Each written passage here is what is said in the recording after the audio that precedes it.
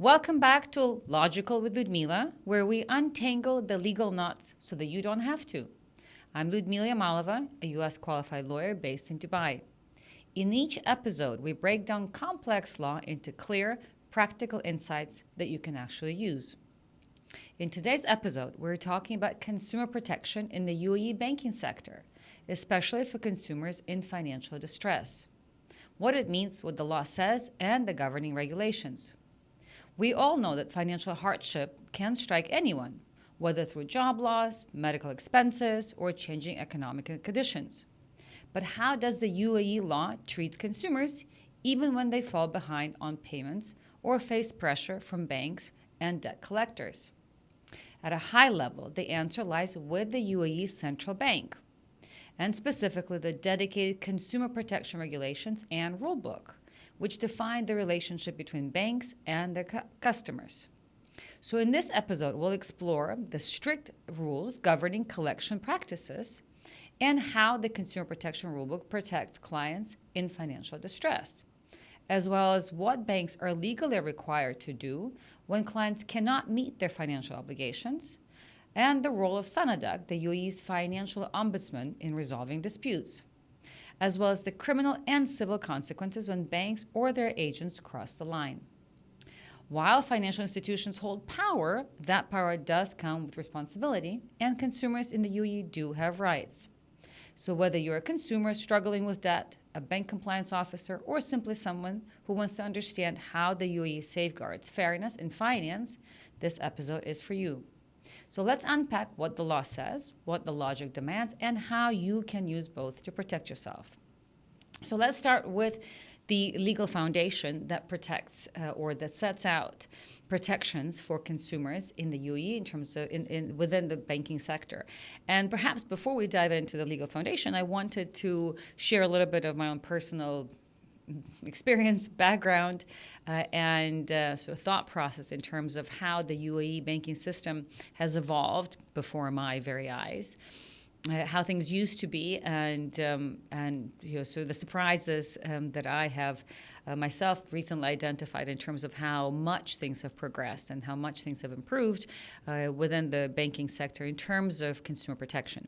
So, and this will become fairly evident once we dive into the specific regulatory authorities that we would have to rely on in terms of consumer protection, but. I've been in the UAE for 17 years now. When I started, there were a lot of cases. I came here in 2008, and this was shortly kind of at the cusp of the global financial crisis. So I caught the tail end of the golden era in Dubai in particular, and then saw the repercussions of the financial crisis, and in particular from the perspective of a lot of consumers within the banking sector. Back then, and this is why, in fact, it was called the financial crisis. It was quite common for consumers, not just in the West, but also in the UAE, to depend on a lot of financial institutions and financial facilities. So it was very common to take bank loans, car loans, credit card loans, business loans, house loans, and so on and so forth, and refinancing. And there seemed to be fairly sort of slim or skinny regulations in terms of what banks were required to do before offering a credit facility to consumers, and then starting from that and to what consumers were supposed to provide to the banks, or what they were, the conditions were attached to them to be able to actually apply for these banking facilities. So there are not that many strict regulations in that sense, but also in terms of once consumers fell into financial distress, what the banks could or could not do. And what kind of practices that could avail themselves and to try to recover the debt, as well as just the financial aspects of various credit facilities or banking facilities in terms of interest rates, penalties, early repayment, and so on and so forth. So, and I know this quite well because I did represent back then many clients who did fall into that kind of financial distress. And we had very little to work with at the time to really be able to effectively help consumers from a legal standpoint in terms of helping them to restructure their loans, their obligations, protecting their even freedom of movement. And this perhaps is a topic for another day. But just in short, it was quite common in the past for for almost every type of loan to be secured by what was called, or it is still called, post-dated check. And whenever the consumer was not able to pay their obligation, banks would ubiquitously just go to the bank and deposit those guarantee checks or those post-dated checks that were used as guarantee. And then when they would bounce, then banks would go to the police, reporting the police, and before you know it, consumers were put on, a lot of these people, just residents of the UAE, found themselves on what's called like a travel ban or a sort of a blacklist in terms of being able to come and leave the UAE. So that was kind of how things used to be done at the time, and this obviously this country was no exception. Perhaps it was fared much better than a few other jurisdictions, particularly in the U.S. But it was still a very difficult time. It was a very difficult chapter in my sort of legal professional career, because there was very little that we could do for these consumers, for those who fell into distress and found themselves in default for one reason or another. And that involved anybody from captains of airplanes who would find themselves exactly in that situation that I just described. That is, they would land a plane and all of a sudden they would get arrested only because they were not able to service that month mortgage obligation for a house where they lived. So it wasn't that the people were necessarily living beyond their means. I mean, to an extent, that was part of it, because it was so easy at the time to take banking facilities and credit facilities without really substantiating I guess their ability to be able to service that obligation. But at the same time, it was the banks were a little unforgiving in terms of trying to encourage, or rather force, consumers to figure out a way to service their obligation no matter what. And that's why this presenting of bounce checks to the police was such a common tool. So that's kind of where we were, right? And for the longest time, personally for me, as I guess personally, within the context of what I practice, it was one of the more painful parts of my practice, because there was so little that we could do, and banks were not also very communicative, or they were not very welcoming to have a dialogue with consumers about helping them restructure their obligations, helping them service their loans, and perhaps in a different way. And just make the burden more difficult. Back in the old days, and I'll tell you why I'm giving you this background, because the juxtaposition, the contrast from how things were and how things are as per the current regulation is pretty radical. So, and it helps to juxtapose the two realities, to show how quickly things have sort of evolved and how much they've evolved and where we are today. On the one hand, on the other hand, also to educate consumers, because many still may not know where things stand today, because they remember the old days, how things used to be. But at the time, banks were not very cooperative, not interested in working with consumers to try to help them figure out a way to come out of this stressful situation. And then, in fact, in a lot of cases, what would happen is that the consumers would find out that the banks are trying now to enforce their sort of payment, or force payment of their outstanding amounts of whatever the service obligation there might have been. But by receiving an SMS from the police that there's a complaint against you for bounce check. So there wasn't really much communication, so advance notice in many cases. And so that was kind of one category of problems, issues, or challenges or difficulties, however you want to call it at the time.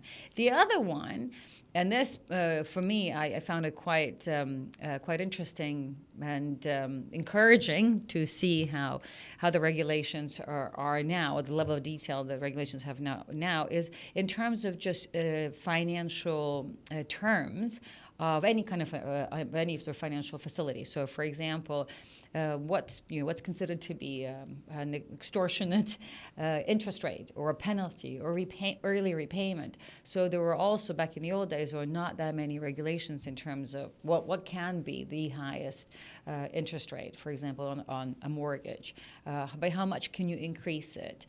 And what if you want to repay the mortgage early? What penalty would apply, if any? And what were sort of, and I remember back then I looked to find if the UAE had something similar to what the US had at the time, and I just happened to have that experience before I moved to the UAE from practicing law in the US, and it's called predatory lending practices. So there is this whole act, and there's a whole industry, sort of legal industry in the U.S. it's called anti-predatory lending practices, and that's also one of the reasons why the U.S. suffered such a significant downfall with the financial crisis, because there were so many of these predatory lending practices were so prevalent. Well, they sort of existed here as well, but there were no regulations at the time to discourage these kinds of predatory lending practices. And there were so many clients I had where they would, in despair, they would go and take a loan from certain financial institutions and be subject to like 20, 25, 30, 35% of interest. So it's pretty extortionate in many ways, but they had no other choice but to lend money or to borrow money at that rate. And then when they were not able to service that, that led to the whole sort of chain reaction of problems, of issues such as having to leave the country. And again, these are just some examples of so many cases, so many clients, so many people that I sort of dealt with, try to help, knew about, and from a legal standpoint, there was not much that all of us cumulatively could do. So now fast forward, and this, by the way, came up kind of in a way where we had a few recent clients who have asked us about certain financial kind of regulations, and I was surprised to see how much the UAE central bank, because I have been keeping an eye on the central bank regulations and the financial regulations to see when the regulations would be put forward to kind of help address the situations or the circumstances I just described. And there's, as is typical in the UAE, it's always sort of a moving target. It's always an evolving legal framework or system.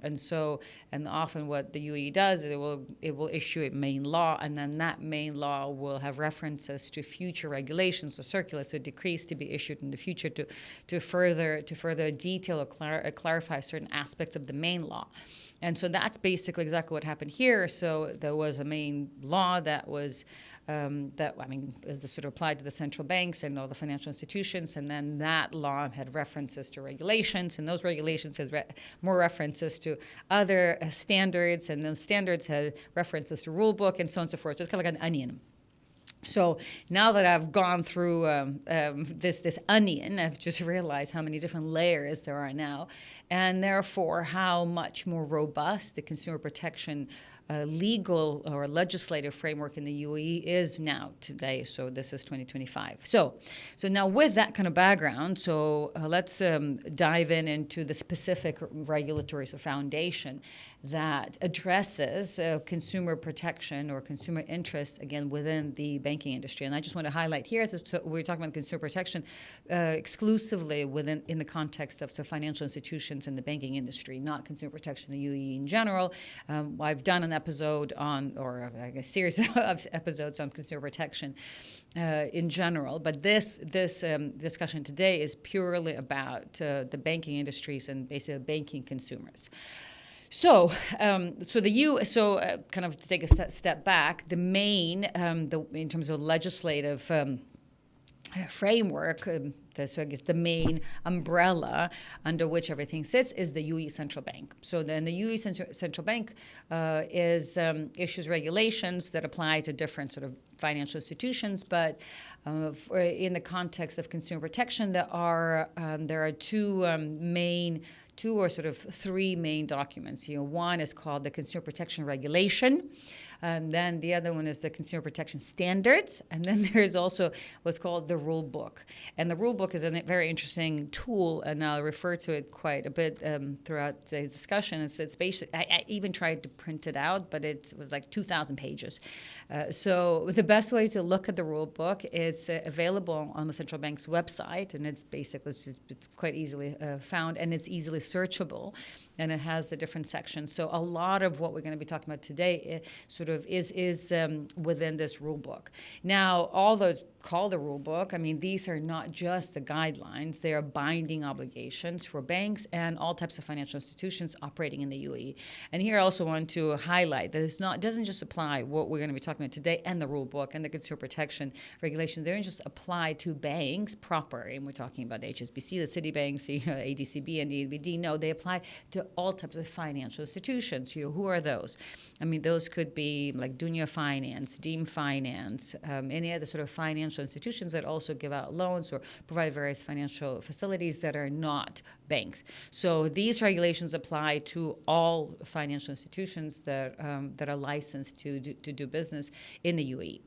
Now, the main document that we will talk about is the Consumer Protection Regulation. So there is this specific document that is issued as a result of by the central bank as a result of another regulation or federal law that sets out the role of the central bank and its authority to issue regulation. So this is one example or manifestation of the central bank using its authority and issuing these consumer protection regulations. And so this was, by the way, the regulations themselves were issued in 2020, so not that long ago. And that just kind of give you an idea of how recent it is. It's still compared to how things used to be when I moved here. So this is it took quite a few years for this robust legal framework to be put in place. Now, then there's the detailed, in addition to the regulation, this is the detailed consumer protection standards, right? And so there's regulations and there's standards, and they were published in 2021, and ultimately came into effect in 2023. So very recent. Again, this is why we're talking about it today. That this is all very new, and from what I can tell, and then there's obviously this rule book that sort of the regulations and the consumer protection standards are part of or sort of included in the rule book. And this is the rule book, and this is also why it's impossible to print it, because apparently it's constantly being updated. It's constantly being evolved or changed for the better. So that's why if you find yourself to have to refer back to the rule book, you don't look for a hard copy. Go directly on the central bank's website, because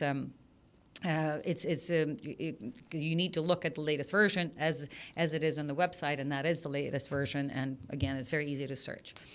So together, these frameworks, basically the regulations and the standards and the rule book, they establish the comprehensive set of rights for consumers and obligations for financial institutions, covering everything from product disclosure, and that's what I was talking about earlier in terms of financial facilities and the terms that are attached to each one of the loans, so to complaint handling. So these are the regulations that consumers would want to rely on in the event they find themselves in a situation where they need to have their financial matters addressed in one way or another. So these are the regulations that they regulate, as I said, so how banks, more specifically, must communicate with clients, and how they must handle cases of financial distress, or specific provisions of setting out requirements for banks in terms of handling consumers with financial distress.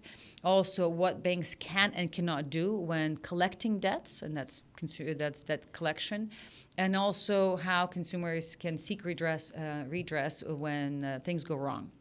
In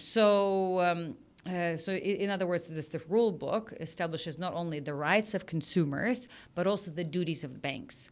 And therefore, it ensures that financial institutions act, and these are some of the words actually that I used in the rule book, to many people's hopefully pleasant surprise, is that the banks must act, or the financial institutions must act ethically. Ethically is one of the words that's used more than once, and that consumers are not mistreated, harassed, or misled.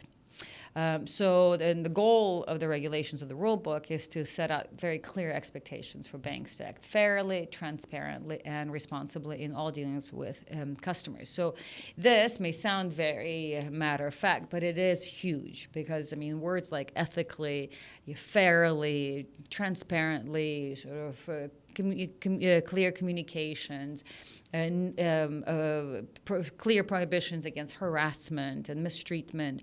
These are fairly new concepts, and I'm talking about new concepts in terms of legislative authorities, right? In terms of something we as lawyers can refer to. And I'm telling you this because back in the old days, before these regulations, I did look for them, and there was very little that I could find in the regulations themselves, especially the financial regulations that we could assert to banks on behalf of our clients to encourage them, for example, to communicate with customers, or to preclude them from harassing customers in one way or another. And I'm sure there's a lot of anecdotes, a lot of stories of those who did fall into hard times in terms of the repayment of various financial obligations in the UAE. They'll tell you stories how they were treated by banks, by financial institutions, by those who claim to be debt collection agents, by other authorities, and it was tough times. So we have made tremendous progress, and that's a very exciting news. The rule book and the standards, and I'll kind of use them interchangeably, the rule book, the standards, and the regulations, all about consumer protection, and in particular consumer protection in the context of financial distress. So there is kind of this overarching principle, what they rely on, and that's basically the central bank uses these sort of core principles to reiterate kind of its role and the purpose of these regulations, and also to include specific references to them in the specific provisions. So one such principle, for example, is fair treatment of consumers. So this is a stated, expressed objective, one of the objectives, or one of the core principles of the central bank is for all the financial institutions to treat consumers fairly. Then there's also the second principle is disclosure and transparency. So that also is a very expressly, clearly stated objective, and that is to ensure that all consumers are at all times, first of all, treated with full transparency and have full disclosure. Then there is data protection and privacy, and this is, and we'll talk about it quite a bit because obviously the UAE now also has its own data protection law. So this law is further bolstered by the UAE data protection law, but in the context of the banking sector, data protection and privacy and confidentiality are very expressly protected and enforced. Then there is the other core principles, and this is, I was quite excited to see this, is what's called responsible lending. And that is that the central bank has set a clear mandate for financial institutions to be responsible in their lending practices to consumers. In other words, this perhaps is an argument against what's called, I used to call predatory lending. So in other words, financial institutions are now supposed to be much more responsible in the way they lend, in the way they deal with consumers, and who they choose as their customers. So responsible lending is the other core principle. Another one is the complaints resolution forum. So the regulations provide for very specific way and methods of filing for consumers, filing complaints against financial institutions or banks or collection agents. Another core principle is financial literacy and awareness. Wow, another huge principle again, and that goes back to what I mentioned earlier, is within the context of predatory lending. In the old days, it was quite common for just for banks to give financial facilities to whoever came their way, and I'm talking about early days, but early days meaning 2000, kind of late 2000s and 2008, 2009.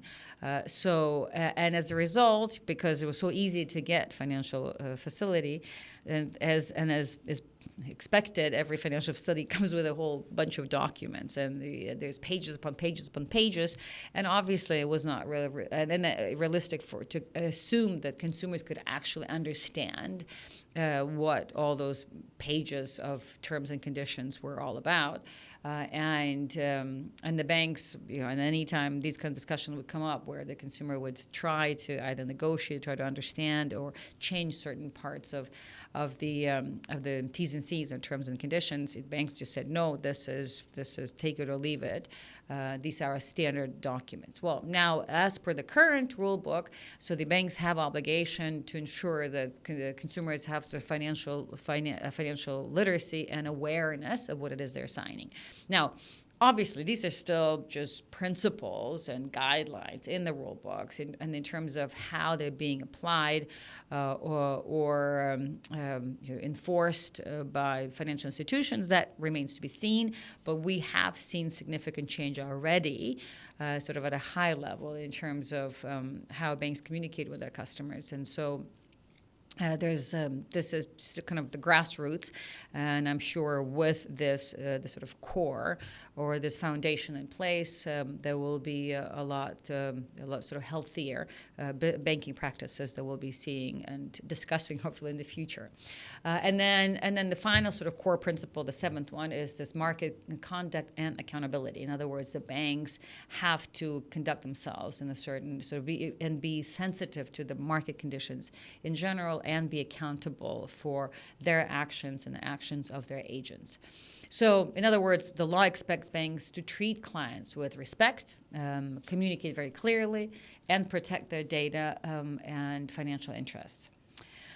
So let's look into these regulations from the perspectives of kind of both, a little bit from what banks must do and also what consumers are entitled to under regulations.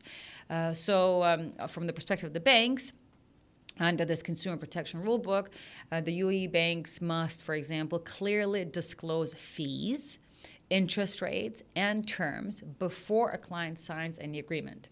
Again, may sound like a pretty simple concept, but that's not necessarily how things used to be before. So now, I guess in simple terms, what that means is that if we were to apply this principle, this specific provision, and the principles, or the core principles we discussed earlier, how this should work in practice is that, let's say, if a consumer wanted to take a loan, it could be, I don't know, a credit card loan or a car loan, that the banks would sit with them and clearly have a very clear document that clearly sets out what the fees will be, what the interest rate is, what sort of the cap of interest rate increase, what's the cap if, or what's the fine or penalty, rather, a fee to pay if you want to repay your loan early.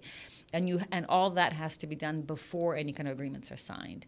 And to me, that's very encouraging, because I cannot tell you the number of times, oh my goodness, where clients would come to me over some kind of a default financial obligation, and they had no documents on them. I mean, let alone understanding or remembering what it is they signed and what terms they bound themselves to. Obviously, part of it was their own fault, but it was very typical at the time where banks would just have you sign a document and will not give you a copy of that document. So clients would literally come to me and they had nothing on them to rely.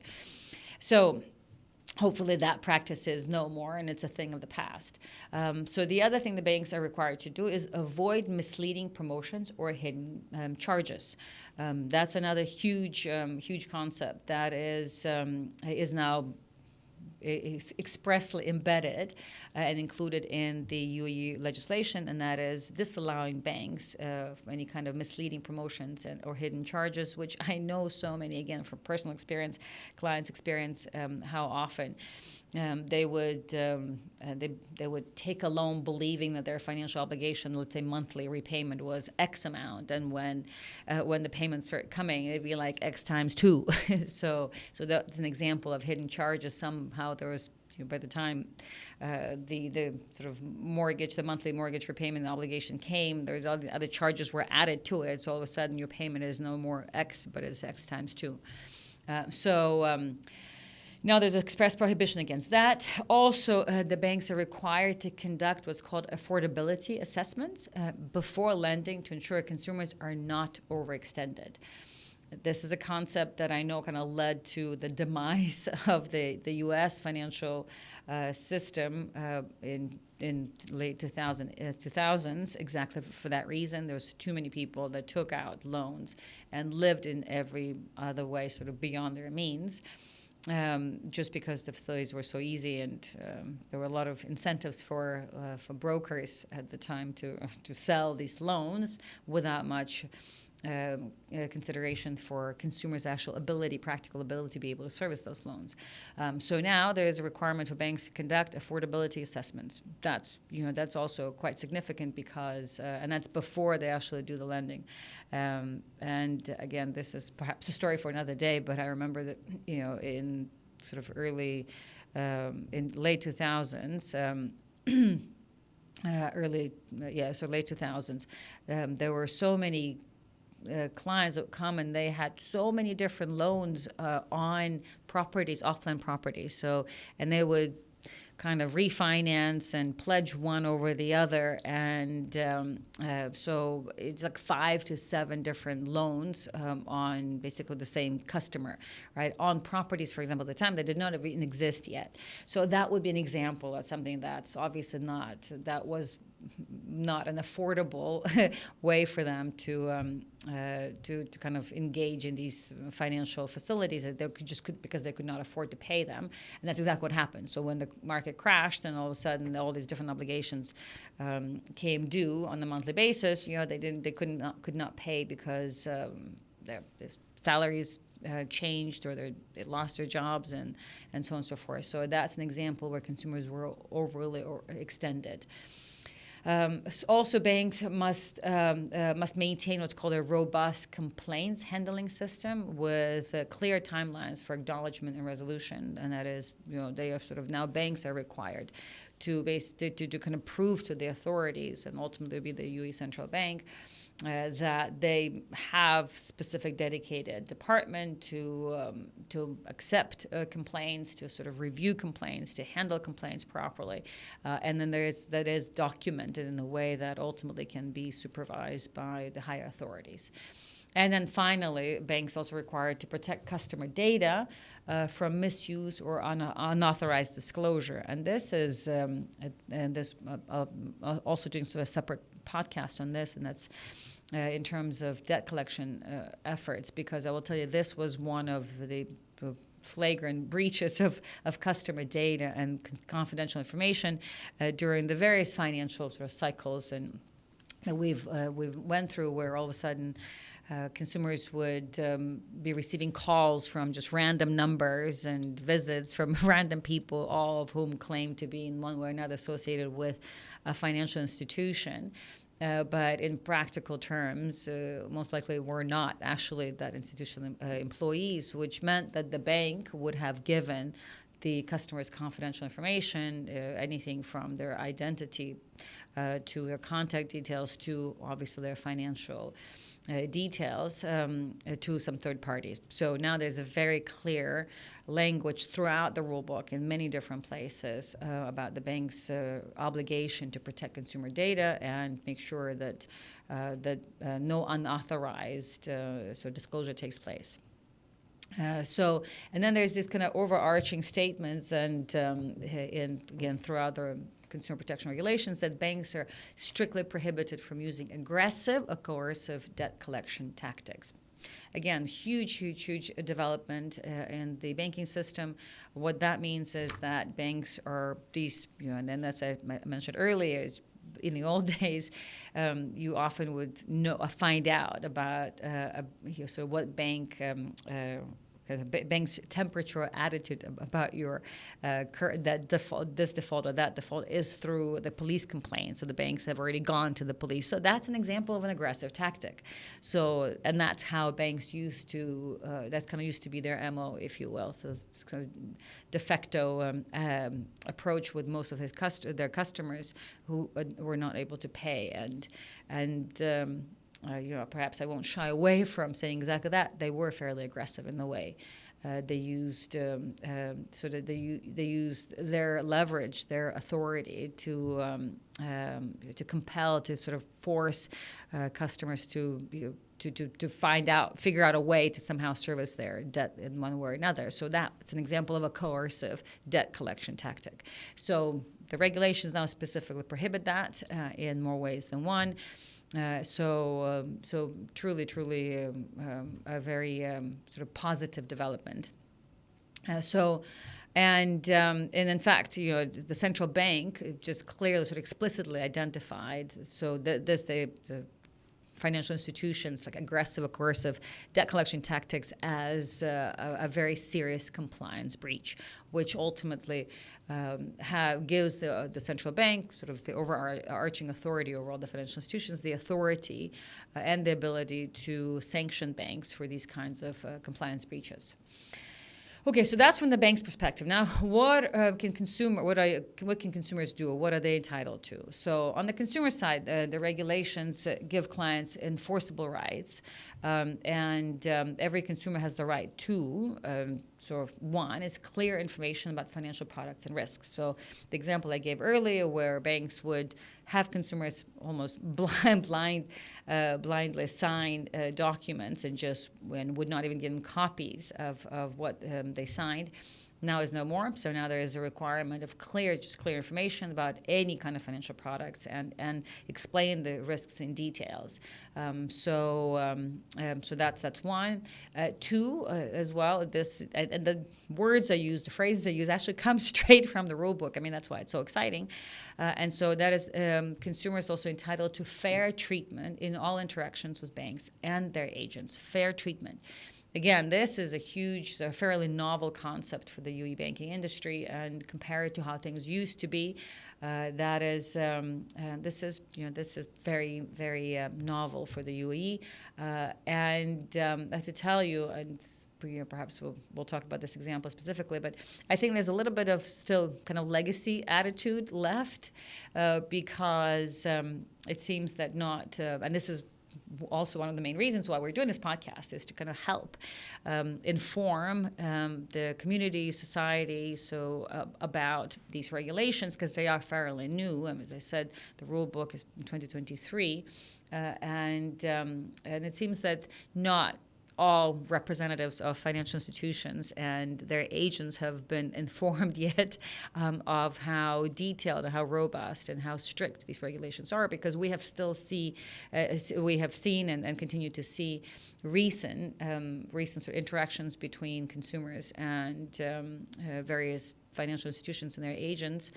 Representatives that are far from fair, but now we have something from a legal standpoint to be able to rely on and cite as a specific or explicit breach of the regulations. Another obligation, or I guess entitlement or right to consumers, is to make sure that their personal data and their privacy are protected.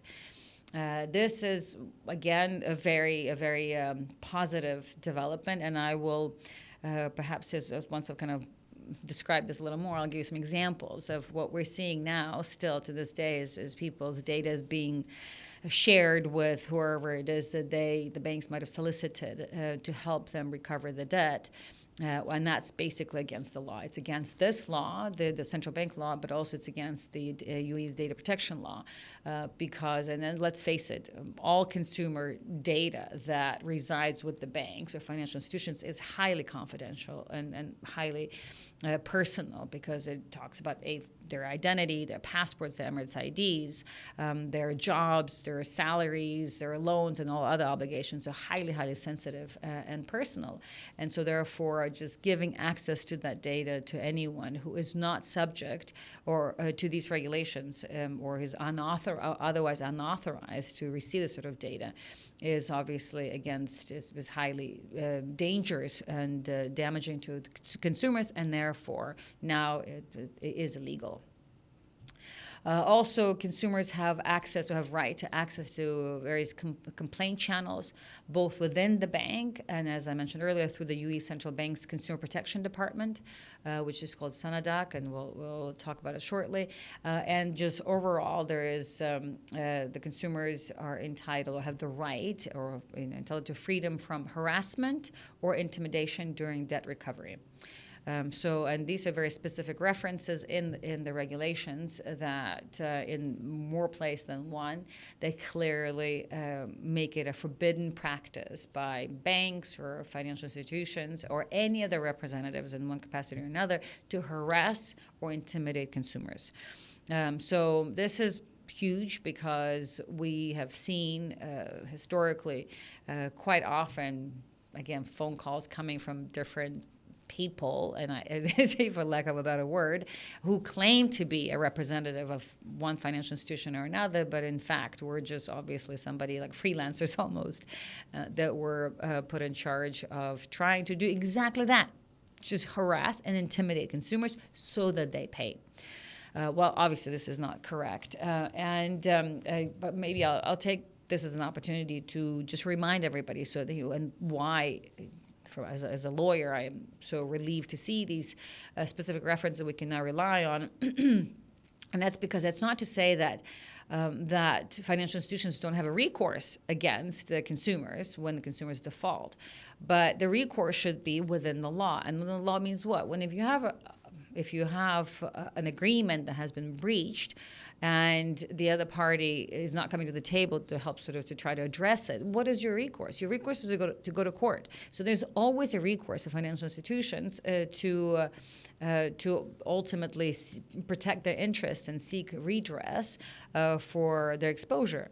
So that path is always there, that avenue, that opportunity is always there. So therefore, and that's basically what all of us would do, right? When we have a disagreement or a dispute with someone, what do? We don't hire bouncers to go and force somebody. I guess some may do, but that's not really legal, right? So we don't hire bouncers. We go and we try to negotiate, and if it doesn't work and it's still an important issue for us, what do? We go to court. So the banks should be able to do the same thing.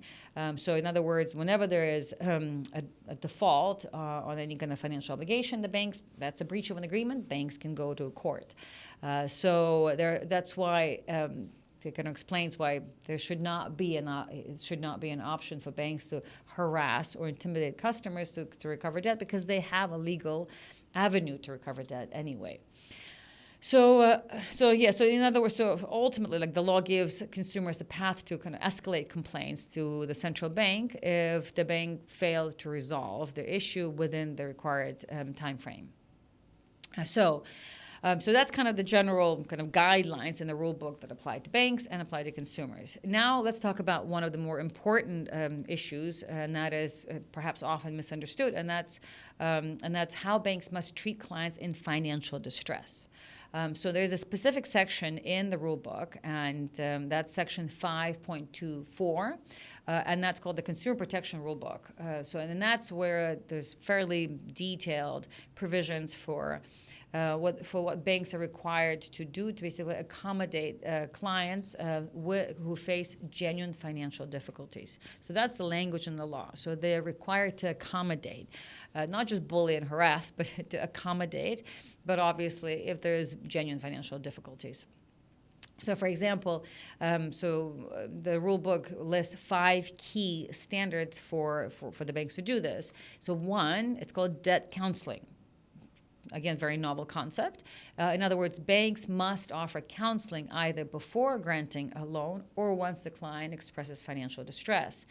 So this is a new service, if you will, by banks, and perhaps an opportunity for banks to develop further. And it's just this called debt counseling. And obviously, this all goes to the previous principles we mentioned: is awareness, financial literacy. So this is the burden should be on the bank, because obviously it's a much more sophisticated institution in the context of financial dealings than a consumer. So therefore, the burden should be on the bank to make sure that they have the right facilities, the right training for their customers, to be able to explain to them what it is that they are trying to get themselves into, and help them counsel their way out in the event they have financial distress. That's one, debt counseling. That's specific provision about that. The other one is respect and empathy. That's another provision in the regulations that clearly sets out for obligation for the banks to treat their customers, and this is customers with financial difficulties, so customers under financial distress, with respect and empathy. And so, in other words, banks cannot communicate in crude or hostile or intimidating ways with distressed clients. Huge. So very specific language in more places than one. They reiterates the same concept that whenever a person falls on hard time, and the bank has the obligation to provide counseling, and in the process to see if they can figure out a resolution, and in the process try to make sure that they act with respect and empathy and communicate in sort of professional manner. And that wasn't the case before. There were no such regulations that we could cite to be able to remind banks in their previously fairly aggressive debt collection efforts. Also, there's a whole provision on transparency. So any kind of debt restructuring or repayment plan that agreed must be confirmed in writing within 10 working days. In other words, let's say we're talking about in the context of financial distress. So, and that. How that sort of looks like in real life is when a customer cannot service their obligation, let's say their loan, let's say 50,000 dirhams, they come to the bank, and so they'll have the sort of try to do the counseling, and they try to renegotiate. So whatever new plan that is being put in place must be clearly documented, and must be documented in writing and signed and before it's signed. And it also has to be confirmed within 10 working days. In other words, it cannot be this, okay, you pay me now, which by the way happens all too often, pay me now and then I will follow up with documents. Or in order for me to even consider this kind of repayment plan, you first have to make one payment or some sort of a payment, and then I will follow up with documents. So, that's no longer allowed. Also, banks are required to provide full disclosure. So disclosure of all fees, terms, and structures of new repayment plan, and it has to be very clearly set out and obviously understood by a consumer, kind of in layman's terms, which means, because we know often repayment, kind of a new payment plan, means just kind of restructuring an existing obligation. So, and how things used to be in the past is that whenever you try to restructure your existing debt, your debt compounds. They will kind of make it look like you have more time to pay, but in fact your interest rates go up and your overall payment obligations go up exponentially. So now there is a specific requirement for banks to provide customers with full disclosure about all these different fees, all the different structures that are involved in this new repayment plan, so there are no surprises and no hidden charges. Also, in terms of if the bank, in the process of renegotiating or trying to find an alternative to a repayment obligation of an existing loan, if banks ultimately cannot, I guess the parties cannot find common ground, then the banks ultimately reject the customer's request for repayment proposal. Then there has to be specific reasoning for that, and it has to be properly documented, and it has to be documented in the context of explaining why, or providing reasoning why, that sort of reasoning behind the objection, or the reasoning why the bank was not able to accept that specific repayment proposal from the client. So just overall, the UAE banks and all sort of licensed institutions are obligated to provide reasonable consideration to alternative arrangements, ultimately enabling clients to pay or restructure their debts. So it's about reasonableness, and it's about fairness, it's about disclosure and clarity. And also, one of the other obligations the banks have to keep in mind is that they have to be proactive in their way to make sure that their facilities are paid on time. And that is not reactive, but proactive, which often, and I guess this is, banks do have full visibility, so it's not a requirement. It should be difficult for them to abide by. And so if in other words, if banks see, for example, some sort of irregularities in repayment or a change in customers' financial circumstances, they must reach out to offer support in advance, right? So early on, preemptively, and not after the damage has already happened. So now let's talk about the debt collection, at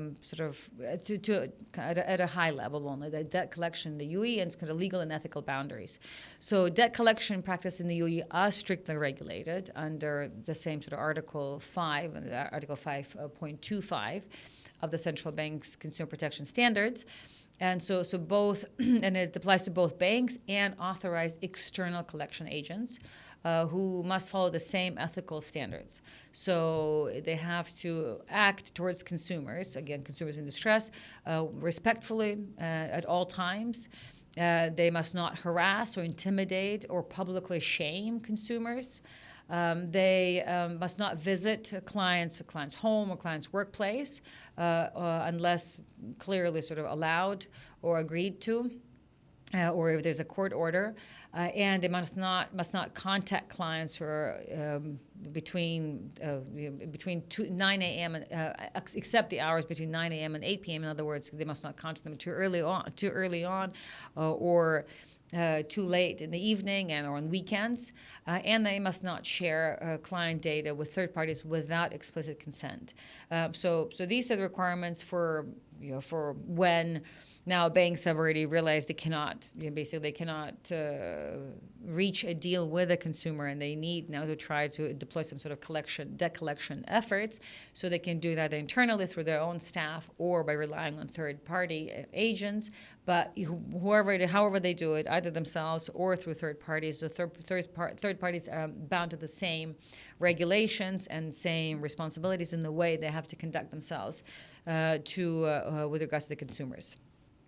So there's a requirement for banks and financial institutions to follow strict procedural steps before initiating legal debt recovery. So there's before, I guess, the bank decides to kind of deploy debt recovery actions, or especially hire a third party to do it for them. So there's a kind of a whole list of requirements or protocols that they must go through before they're able to do this. So for one is that they have to attempt alternative settlement options with the client. We've discussed that before, and they have to document if they were not able to do it. And then also, if payment is overdue by 30 days, they must issue an immediate notification. And then if arrears continues for 60 days, then they have to issue a written notice detailing the amount of the debt and the client details, accrued interest, number of missed payments, and consequences of non-payment. All that, by the way, and this is so important, all that must be communicated through registered channels. It can be through email, SMS, mail, courier, phone, but it must use the client's official contact information as they're registered with the bank. So an example here, let's say if whenever a consumer takes a loan, they will provide their various contact details, and let's say they provided their personal email address, and so unless they also included their work address, the banks are not allowed to reach out to that to the consumer vis-a-vis their either work address or email address or their work phone number. So they can only use the contact details that are specifically registered with the bank, and therefore that's an example where the consumer has authorized the bank to contact them through those details. So that's also, by the way, is a note for consumers. Whenever you take a loan, make sure that you only provide your personal details, contact details, your personal phone number, your personal email, and your personal address, not your work. Because why? Because first of all, jobs change, so you don't want the banks to be contacting your employer, either old employer or current employer, to pursue you or to be told that you are in default of one financial obligation or another. And once again, just kind of to continue to hammer this point, is that banks cannot harass or over communicate with clients. So, for example, if you've got an agent or a debt collection agent or a bank's representative, an agent that's trying to get you to pay your loan and calls you like 10 times a day, that's an example of over communicating. So that is improper, and that's in fact is illegal. So all of you, those consumers who have perhaps received too many calls from somebody who claims to be kind of acting on behalf of the financial institution to try to collect debt. So even if you receive, let's say, 2 or 3 calls from one number and then 5 calls from another number, but they're all done in the context of that same obligation with that same financial institution, that means that all these numbers collectively, you're being harassed, and all these numbers collectively are now basically the responsibility of your financial institution, because they have designated whoever it is designated to call you that many times about the same loan. So just because they come from different numbers does not mean that you're not being harassed, because it all comes down to the same loan with the same institution.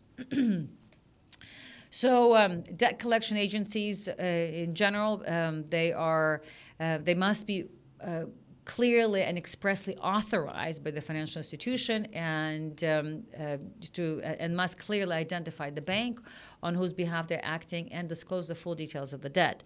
In other words, if a bank decides to hire a third-party debt collection agency, there has to be an express agreement between them, and the bank also first must notify the customer that they are appointing such and such agent on their behalf as a collection agent. And then whenever the collection agent calls the customer, they're required to always specifically identify on behalf of which financial institution they are seeking to recover debt, and also their full names and contact details, and the amount of the debt, and they cannot pretend to act independently, nor sort of contact clients outside of the allowed hours, which are 9 a.m. to 8 p.m. And as a customer or as a client, you always have the right to demand written proof of authorization before engaging with any collection agency. So it should not just be by phone, so I'm such and such. I, as a customer, you should at least send me your written proof that you have been authorized by such and such bank to represent them in speaking to me. One quick example of one licensed, from what we've seen, licensed collection agency is what's called Speed Debt Collection Agency, that they're based in Abu Dhabi. So that's one third-party agency that we have seen that has been licensed to do this. But otherwise, to all those consumers who are perhaps listening to this, don't be bullied into believing that whoever it is you receive a call from are actually legally authorized to be calling you. So put them on notice, shift the burden on them to prove to you that they have been officially authorized, and in fact that they have the right license to be able to do what they're trying to do. So now, if a client does feel harassed or threatened or coerced, either by a bank or its collection agent, there are other remedies apart from reporting to the central bank, and that's the usual. We've got the penal code or the criminal law and the cybercrime law in the UAE. So just we have some example under the crimes and punishment law, where it's called the criminal law, the penal law. It's all one the same. So the specific Article 450 that provides that anyone who through threat compels another to hand over money or property shall be subject to imprisonment and fine. Also, and if the threat involves disclosing or attributing dishonorable matters to the victim, the penalty is aggravated. So what that means is that if you're being harassed by an agent who's threatening you in one or the other, that to ruin your reputation, to talk to your employer, or to tell your family, and so on and so forth, that is an example of a threat to basically to get you to pay money. So therefore that is covered by the UAE criminal law. In other words, it is criminally punished. There's another article 404, which penalizes any person who threatens by word or deed or implication, and the punishment for that is up to 1 year imprisonment or a fine of up to 10,000 dirhams. Which means, again, if someone calls you and they threaten you that if you don't pay or if you don't settle your debt, even if you know that this debt, by the way, is legitimate, right? We're talking about legitimate debts here to begin with. So that's in the context of any kind of legitimate. And let's say you are in default, you are in breach, but even in those circumstances, and that's what we're talking about, even those circumstances, specific regulations, which all financial institutions and their representatives must follow. And that is not to threaten, not to harass. And so if they are threatening, in addition to the financial regulations, there's these criminal regulations you can also rely on against a specific, for example, person who's calling you and harassing you. And they can lead to not just financial fine, but also imprisonment. So in short, harassment, intimidation, and coercive debt collection is not just unethical, it is criminal in the UAE. Next, just at a kind of high level, the central bank has made it clear that these rules, the rule book that we're talking about, they are not optional. So banks banks that fail to comply may face monetary penalties, corrective measures, public reprimands, and in very serious cases, revocation of licenses or replacement of senior management. Here is an example. Let's say if you're being harassed by a representative of the bank, someone, and there is, and that kind of obviously goes in violation of these different provisions we discussed. You have, as a consumer who is a victim to these kind of harassment tactics, you have an expectation, perhaps it's reasonable for you to expect that once you complain to the central bank, that because it's obviously being done on the mandate of the senior management. So if these kinds of wrongdoing by banks representatives are pervasive, then obviously the senior management is responsible for this because it's happening under their watch. So there's I guess a penalty, or there is a tool for the central bank to then also force replacement of such senior management that are not able to manage their employees to make sure that they comply with the regulations. And then the central bank's consumer protection department has its own sort of department, has the responsibility of monitoring compliance, investigates complaints, and ensures that consumer rights are not only theoretical but enforceable, in short. And that basically, the consumer protection department is what's called the Sanadak. So that's where if you, as a consumer, you want to file a complaint against the bank or any financial institution, any of representatives that hold themselves out to be agents of any one of these financial institutions, then what you do is you file a complaint, what's called with Sanadak, which is the base of the central bank's consumer protection department, or for example, if the bank also rejects your proposal for repayment.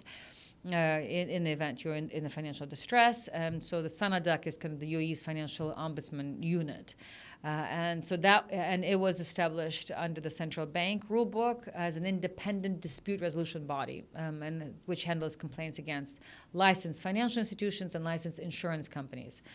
So as an affected consumer, you can file a complaint with Sanadak if the bank refuses to cooperate or breaches any kind of consumer protection standards. And so in terms of the details that should be included in the complaint, it's obviously clients, your details, description of the issue, and also to show to Sanadak that you tried, for example, to put a proposed repayment plan and the bank rejected. So any kind of proof of communication and rejection from the bank. And also the internal complaint or case number issued by the bank if available. So those are, in order for you to file a complaint with Sanadak, just make sure to put in all those details to increase chances for Sanadak to review it kind of as a whole. And then once, sort of in theory, how it works, the Sanadak will contact the bank to verify the facts, and then see if there's some kind of act as almost like a mediator to see if there's a way for them to mediate a settlement. And if everything else fails, then Sanadak can issue a decision, which can then be appealed within 30 days by one party or another. And then the appeal committee then reviews the case, and then may also order enforcement within 14-day window for banks to confirm compliance. Why does this matter? Obviously, the introduction of these specific legislative frameworks marks a very significant evolution in the UAE's financial system. Historically, as I mentioned, banks held much of the power in the consumer relationships, and so these regulations shift that balance, ensuring accountability, transparency, and fairness. And for consumers, it means much greater confidence and protection. While for the banks, it means higher standards of compliance and more ethical conduct. So ultimately, it's all about trust as the cornerstone of any financial system. So kind of it has a logical takeaway. So as we said, the consumer protection regulation in the rule book reinforces a simple but powerful idea that banks exist to serve consumers, and that compliance is no longer just good practice. It is a legal requirement backed by enforceable sanctions. And for consumers, also understanding your rights is the first step to ensuring that those rights are respected. That's all for this episode of Lawgical with Ludmila. If you found this episode useful and you like what we do, you can always find more on our website, that is lylawyers.com. We're also on Apple Podcasts and Spotify. And for the full experience, you can watch our video podcast on YouTube. Until next time, stay informed, stay safe, and keep things logical.